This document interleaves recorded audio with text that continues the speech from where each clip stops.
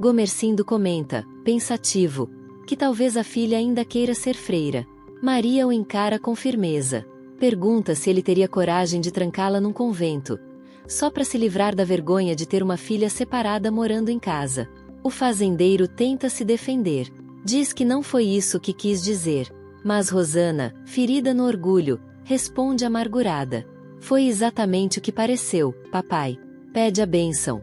E sai sem olhar para trás. O silêncio pesa. Depois da saída dela, Gomercindo suspira e diz que agora pode conversar a sós com Mateu. Mateu, curioso, pergunta sobre o que querem falar. Gomercindo explica que é sobre seus negócios. Quer que Mateu comece a se inteirar de tudo, caso algo lhe aconteça. Mateu pede que ele não fale assim. Mas o velho insiste. Um homem precisa ser precavido, filho. Conta que o próprio pai era forte como um touro. E mesmo assim, partiu de repente. Mateu entende, e pede que ele continue. Gomercindo revela então que não possui apenas os cafezais que Mateu conhece. Há mais. Muito mais. Enquanto isso, Leonora se espanta quando Bartolo conta que Mateu está pensando em trazer Juliana para cá. Pra cá de onde, santo Deus? Ela exclama, indignada. Bartolo confessa que não sabe ao certo, mas diz que o rapaz enfiou essa ideia na cabeça, desde que reencontrou Juliana. Agora, não quer mais viver longe dela. Leonora se irrita. Acha que Mateu enlouqueceu. Bartolo concorda, dizendo que já avisou o rapaz. Conta que Mateu encontrou Juliana lavando roupas às margens de um rio, em São Paulo, junto com outras lavadeiras. E que ela deixou o marido milionário para viver assim. Leonora arregala os olhos. Para lavar roupa? Pergunta, incrédula. Bartolo confirma, e admite ter medo. Medo de que Mateu jogue tudo fora. Por causa dela. Leonora, ainda abalada, pergunta. E Rosana? Bartolo se espanta com a pergunta. E responde com pesar. Se não fosse pelo filho que Rosana está esperando de Mateu, ele não teria voltado nunca mais, depois que achou Juliana. Leonora fica em choque. Que amor é esse? Murmura. Bartolo suspira. Não sei, dona Leonora. Mas parece ter o tamanho do mar, que eles atravessaram juntos. Enquanto isso, Angélica estranha o comportamento de Augusto. Pergunta o que está acontecendo. Ele diz que nada, só não está se sentindo bem. Ela insiste, desconfiada. Voltou lá, Augusto. Foi atrás da italiana? Augusto se irrita. Nega, dizendo que já falou que essa história acabou. Acabou mesmo. Ela provoca. Ele se exaspera, pedindo para deixá-lo dormir, porque no dia seguinte tem muito que fazer. Onde? Pergunta ela. No escritório, responde ele, seco. Angélica, magoada, comenta. Antes era eu quem não queria. Agora é você. Augusto ironiza. É bom sentir o gosto da rejeição, não é? Ela, ferida, afirma que nunca teve outro homem. Ele rebate com frieza. E eu também não tenho mais ninguém. Agora, me deixa dormir. Enquanto isso, Marco Antônio, transtornado, pragueja contra a vida. Vita maledetta. Vita maledetta. Janete observa em silêncio. Ele percebe o olhar da mãe e, sarcástico, pergunta: por que me olha assim, com essa cara de mãe megera? Janete reage, ferida. Está voltando à velha vida, é isso? Marco Antônio ri, amargo. Voltei sim. E passei a noite inteira bebendo. A sua saúde, Madame Janete. Ela estranha o tom. Ele explica, com rancor. Quero que viva muito. Só para ver o que fez com o próprio filho. Levanta o copo e repete. A sua saúde, mãe megera. Mais tarde, Angélica se recusa a voltar com o pai. Diz que não faz sentido. Está bem onde está. Gomercindo pergunta pelo marido dela. Ela sorri, serena. Ele está ótimo. E pode tranquilizar a mamãe. Antes de o pai partir, Angélica pede que ele leve uma boa notícia para casa. Gomercindo, curioso, pergunta do que se trata. Ela então revela, emocionada. Eu estou grávida. Enquanto isso, Paola pergunta a Francesco sobre o filho dele. Francesco responde que o rapaz não tem aparecido para trabalhar. Ela lamenta, dizendo que é uma pena. Francesco respira fundo e, com um certo nervosismo, pede licença para fazer uma pergunta. Paola sorri e diz que ele pode falar. Ele então pergunta, hesitante: a senhorita é casada? Paola responde com firmeza: não. Sou uma mulher livre. Francesco se espanta. Madonna mia. Ela sorri, provocante. E o senhor? É casado? Ele admite que sim, mas tenta se justificar. Paola retruca com ironia. Mas não está morto, não é? Francesco ri. Entre risadas. Confirma. A verdade é que estou muito vivo. Mariana tenta acordar Marco Antônio. Chama uma, duas, três vezes. Ele, sonolento e irritado, resmunga. Me deixa dormir, Mariana. Por favor. Ela insiste. Já passou do meio-dia. Marco Antônio revira os olhos. Ninguém te perguntou as horas. Agora me deixa dormir, diz, enfurecido. Enquanto isso, Gomercindo chega em casa e conta que demorou alguns dias para voltar. Precisou resolver problemas nos bancos. Maria pergunta logo pela filha. E Angélica? Ele responde calmo. Está ótima. Nem pensa em se separar do marido. Maria, desconfiada, quer saber se é verdade. Gomercindo garante que a moça parecia feliz. Rosana confirma. Eu já disse isso para mamãe. Mas o pai acrescenta, com um brilho no olhar. Trouxe uma novidade. Angélica está grávida. Maria e Rosana se olham, surpresas. E logo comemoram. Gomercindo, satisfeito, comenta. 2 filhas. E as 2 me darão netos. Quem sabe, um varão, que eu hei de abençoar. Rosana se fere com as palavras. Murmura pra mãe, magoada. Então ele só vai abençoar quem der um menino. Maria tenta acalmá-la, pedindo que não se preocupe. Paola pergunta a Angélica se é verdade que ela está grávida. Angélica confirma, sorrindo. Paola exclama: Madonna mia! Curiosa, Angélica quer saber. Augusto tem ido à sua casa? Paola suspira, sem jeito. Tem, sim. Mas o que posso fazer? É ele quem me sustenta. Angélica entende. Paola desabafa. Se pudesse, mandava ele embora de vez. Angélica pergunta, surpresa: já não gosta mais dele? Paola balança a cabeça. Não. O encanto se perdeu.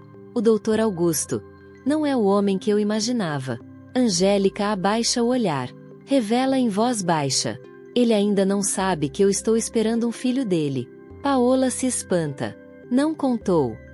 Mas logo sugere, animada. Então não diga nada por enquanto. Faça uma festa. Um jantar especial para dar a notícia. Angélica hesita. Uma festa. Paola sorri. Sim. Um jantar para aquele doutor e avvocato. Mais tarde, Francesco observa o filho. Pergunta. Vai beber de novo, Marco Antônio? O rapaz suspira. Até cair, pai. Francesco tenta fazê-lo entender que isso não resolve nada. Mas Marco Antônio insiste. Estou resolvendo as coisas. Do meu jeito.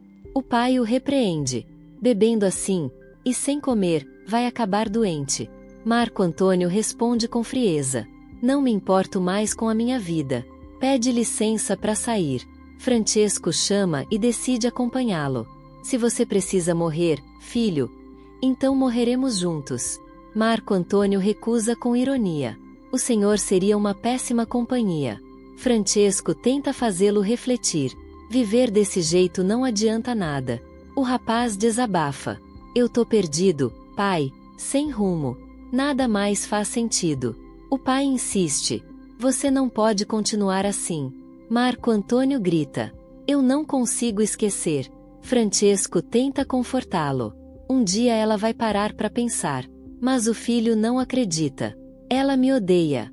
Saiu daqui me odiando. E vai me odiar até morrer. Francesco tenta acalmar. Mas Marco Antônio explode. A mamãe destruiu minha vida. Quando mandou Mariana embora com meu filho. O pai reconhece que é difícil reencontrar aquele menino. Marco Antônio, aflito, pergunta. Então o que eu faço, pai?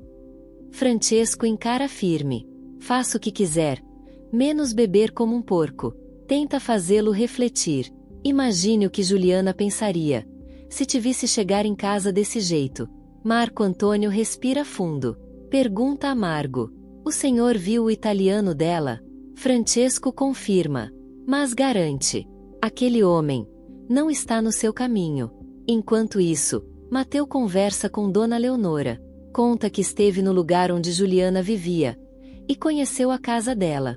Bartolo comenta. Curioso. Devia ser um palácio. Mateu confirma, com um suspiro. E era mesmo. Nunca imaginei que Juliana morasse ali dentro.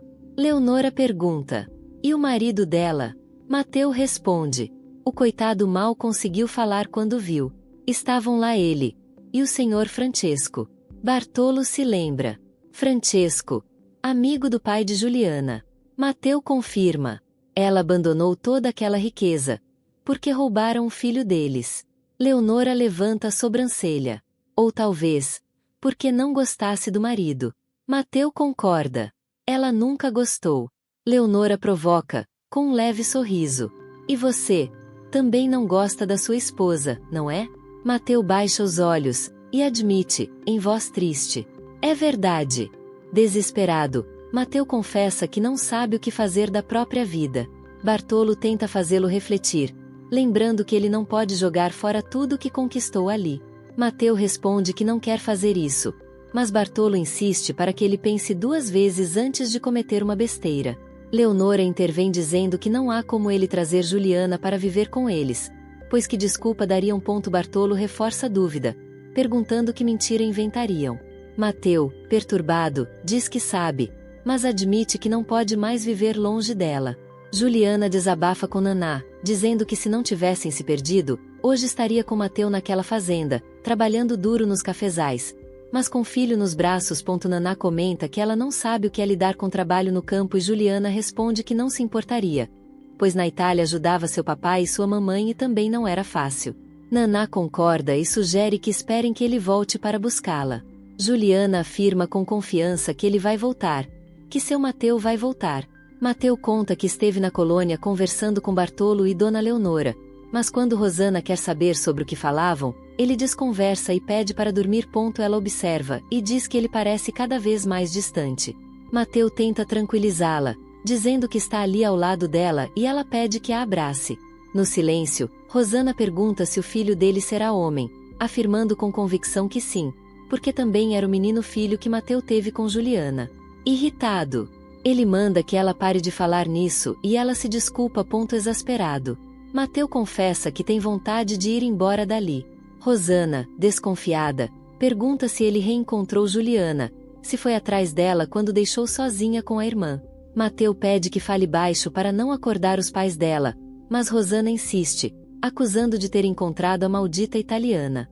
Pressionado, Mateus admite, encontrou Juliana e não vai mais esconder isso. Rosana, abalada, diz que já desconfiava. Ele confirma novamente e ela pergunta o que acontecerá agora. Mateus suspira, dizendo que não sabe. Ela quer saber se ele vai abandoná-la e ele responde que não quer deixá-la. Mas Rosana o confronta. Quer saber se ele pretende ficar com as duas, lembrando que não é como a irmã, que aceita viver com o marido e amante. Mateu pede silêncio, mas ela insiste em saber o que ele pretende fazer. Ele então diz que jamais teria se casado com ela se ela não tivesse inventado aquela mentira. Rosana o lembra de que agora ele é seu marido e pai do filho que ela vai ter. Mateu responde que se não fosse por essa gravidez não teria nem voltado. Desesperada, Rosana o abraça e súplica entre lágrimas.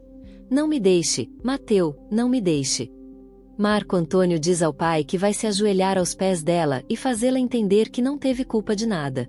Francesco responde que tomara que isso aconteça. Marco Antônio acrescenta que a mãe é uma louca que devia ser internada no hospício, mas o pai o repreende, dizendo que não é preciso chegar a tanto. Revoltado, Marco Antônio insiste, lembrando o que ela fez, e Francesco explica que ela agiu por causa do maldito dinheiro da herança que quer deixar para os netos verdadeiros. Marco Antônio, magoado, afirma que ela acabou com a vida dele.